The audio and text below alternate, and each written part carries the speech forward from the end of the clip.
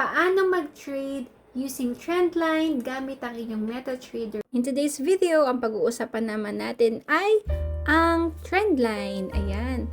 So, ano ba tong trendline na to? Yung diagonal na nakikita nyo sa aking screen.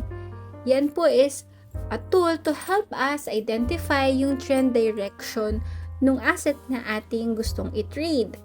By the way, I turned off the indicators para hindi nyo po makita at hindi kayo malito. Doon lang tayo mag-focus sa trend line.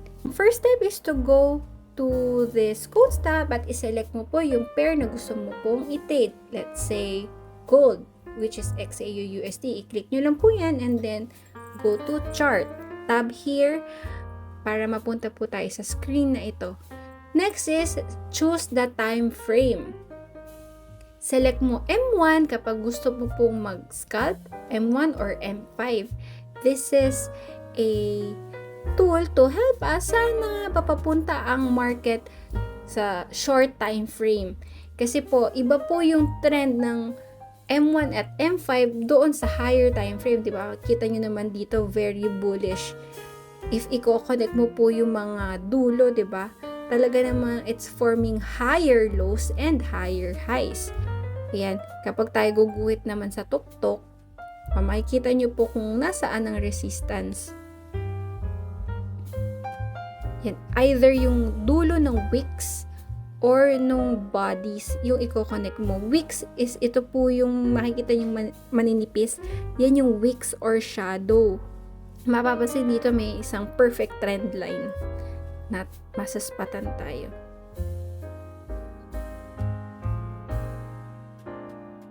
Anong ma-observe nyo dito guys?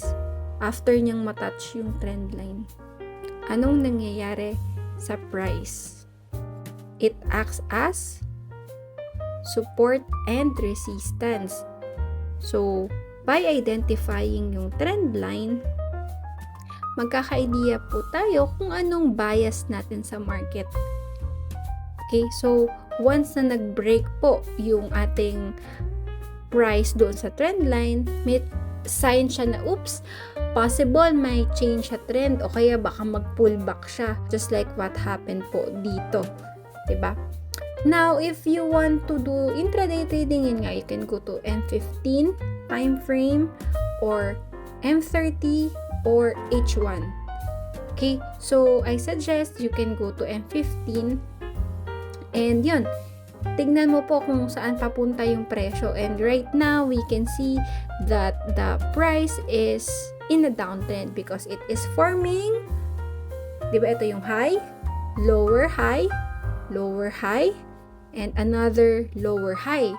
After po niyang matouch po tong point na to, anong nangyari? Nauntog po siya. Next is makikita po natin hanggang saan kaya siya magbabounce, hanggang saan siya marireach yung price. By drawing a trend line guys, it will help us identify na saan possible abutin yung presyo. Okay, let's click this. So right now, di ba merong parang triangle tayong nakikita? Parang humihina na yung momentum. Hindi na siya super duper downtrend. Ngayon medyo nagko-consolidate siya dito sa area na to. So, ito yung parang bigger picture ng trend sa M15 pero sa loob may isa pa siyang trend na ginagawa. Tingnan nyo po ito. Naspatan nyo po ba ito? Yung line na yan. Kapag bumaba ka pa po sa lower time frame, mapapansin mo po yan. Okay, yan yung naging trend niya kanina sa M5 time frame. So, yung direction na nangyayari is parang papakipot yung nagiging range. So, what does it mean?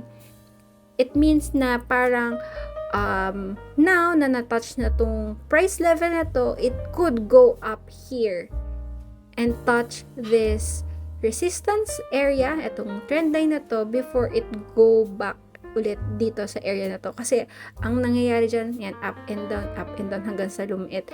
Pero yung ganito, medyo nagko-consolidate na yan. Parang waiting siya na merong next big move. Ngayon ang mga traders, they are waiting for a breakout. Kapag po ang presyo is lumabas sa trend, yun, yung mga breakout trader pumapasok. Yan, napansin niyo po dito, yan, nag-iiba po yung nakalagay. Sell limit kapag gusto mo mag-sell, buy, stop kapag gusto mo mag-buy sa tuktok. Sell limit meaning gusto mo po mag-sell mula tuktok at expecting the price will go down. Ganyan yung setup. Sell ka dito, TP ka dito, SL mo dyan. Pero kapag gusto mo mag-buy stop, buy ka dyan, TP mo syempre sa taas. SL mo, yan, depende. Pwedeng dun sa low, pinakailalim nung kandilang sinesetup mo. Depende. Kaya ito, hindi mo po pwedeng basta-basta ipupwesto to kasi very crucial. Maganda kasi observe mo muna yung price action. Pero if ang trading strategy mo is very simple lang, yan yung buy low, you use the buy limit, pwesto mo po sa ilalim ng previous low, tapos yung TP mo is doon sa resistance, sa trend line, yan, place mo yung trade. Mahihit po yung inyong entry once the price will go down dito. So, mayroon ka ng idea if ang talo mo is magkano by ito po, looking at this value.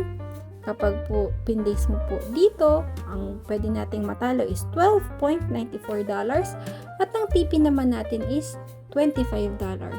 So, if you click yan, modify, at na-trigger po ito, meron tayong open trade sa buy position. Kapag naman gusto mong i-sell yung dulo niyan, gusto mo itong i-close, delete mo lang yan. Gusto mo mag-sell, tap mo po ito, i-place mo po ito sa tuktok ng trend line, place your stop loss above ng previous high, at yung TP mo is dito sa support. You can click yung arrow and then close. So, until the price goes up to this area, nandito lang po siya sa pending orders. Hindi pa siya matatrigger. Okay? Ganon. And if you want to enter the trade naman na ngayon din, gusto mo nang pumasok kasi na-identify mo na nag-bounce po siya sa trend line, 'di ba? Nakita po natin na ito po. And ilang beses po siyang nagba-bounce. And if naniniwala ka na yung presyo is tataas po, ngayon gusto mo nang mag-abang, magpwesto ng trade, click mo na tong buy. And if you want to add your SL, tap mo lang po tong button na yan, yung buy, yung line na yan, yung blue line. And then, click mo po tong SL button para makapag-set ka ng SL mo. Put SL below the previous low. And then TP, you can put it doon sa ating resistance. Pwedeng dito sa previous high o kaya dito kasi we're expecting, 'di ba, na yung galaw po nitong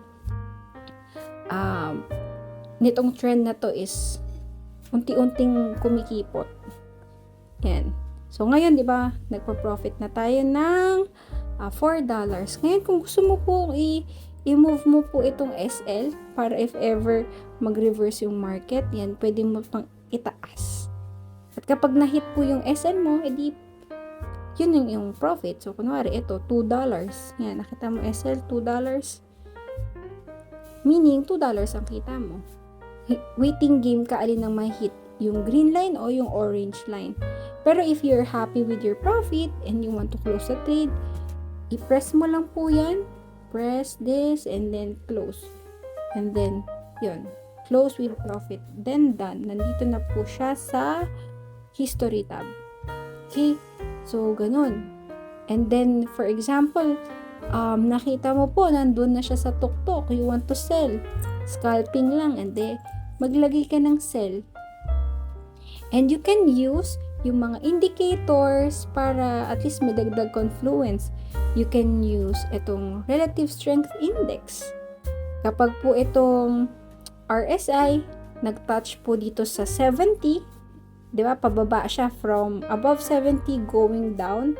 At tapos nandun na siya sa resistance, then it's a sell signal. O kaya naman you can use itong parabolic SAR. Ano naman yung parabolic SAR? Kapag po nakakita tayo ng SAR above the candle, tapos nandun pa siya sa tuktok ng trend line, edi magandang sell signal po iyon. Right now, nakakita tayo ng parabolic SAR dito sa ilalim. Di maganda mag-buy po dito, ano? Sayang, na-close natin yung trade kanina. So, that is how you to use the trend line. So, ayan lang guys. So, dito, if you want to place a sell order dito sa resistance, then, kung gusto mo si M50 ng basehan, you can put it here.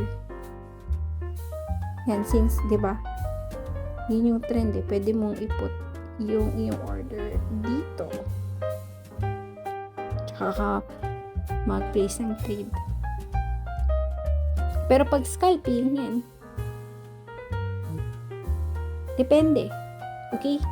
So, malalaman mo kung anong nangyayari based on price action. So, right now, may bullish candle siya. Pag ikaw po ay nakakita ng ganitong kandila, this is a bearish candle. Ito. So, it's a sell signal din po yan. Okay?